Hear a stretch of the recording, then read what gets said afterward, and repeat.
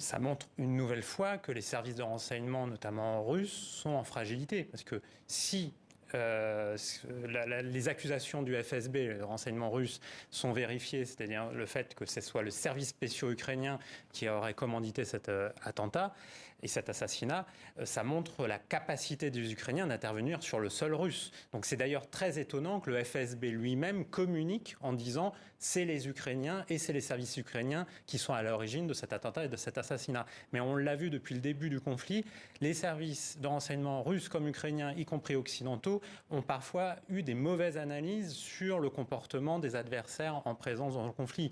Les forces russes et les renseignements russes s'attendaient à ce que les forces russes puissent envahir facilement l'Ukraine avec une adhésion des Ukrainiens vis-à-vis des forces russes. Ça n'a pas été le cas et vice-versa. Il y a eu énormément, on va dire, de mauvaises interprétations du renseignement dans ce conflit. Mais une chose est sûre, Vladimir Poutine a tout intérêt, il va le faire sans doute, d'exploiter au maximum ce qui vient de se passer en fait.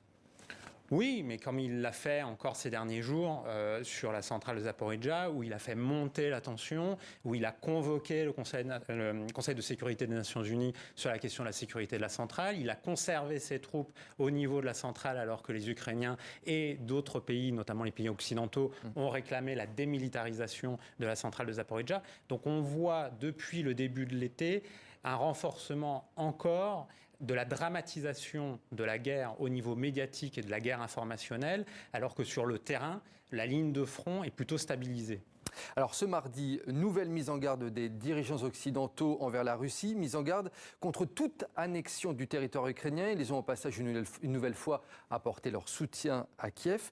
Est-ce que les Occidentaux pourraient davantage prendre part à ce conflit, selon vous, dans les prochains jours, au-delà des mots ? Ils ont encore annoncé une augmentation des budgets de financement, d'envoi d'armes. Encore récemment, c'est le haut représentant de l'Union européenne qui l'a déclaré. Ce qu'il faut savoir, par exemple, là, sur la question de l'énergie et de l'électricité, il y a la question du découplage du réseau électrique ukrainien avec l'Union européenne et le couplage avec l'Union européenne du côté ukrainien et les Russes qui essayent de ramener l'énergie électrique vers la Russie. Donc, dans ce conflit-là, en gros, tous les fronts sont multiples et tous les coups sont permis sur ces fronts-là. Et les Occidentaux sont derrière, bien évidemment. Sur la question du nucléaire, il faut savoir, par exemple, sur la centrale de Zaporijjia, il y a 6 réacteurs dans cette centrale. 4 des réacteurs, les combustibles fournis sont fournis par les Américains.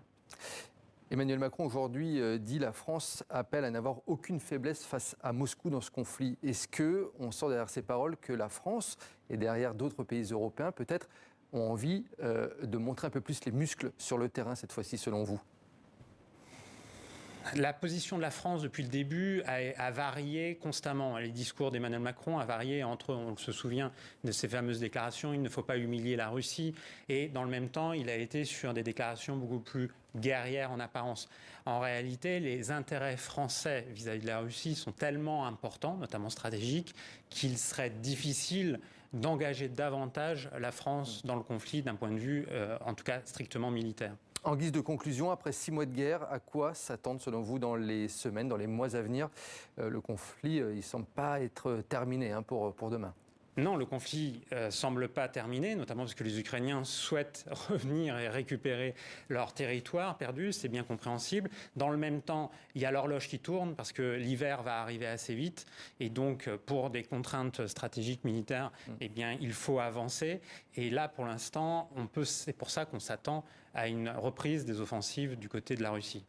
Merci beaucoup en tout cas pour votre éclairage, Marc Andevelde. Merci d'être venu sur le plateau de 64 minutes. Je rappelle le titre de votre livre, Guerre cachée, les dessous du conflit russo-ukrainien, et c'est sorti aux éditions du Seuil.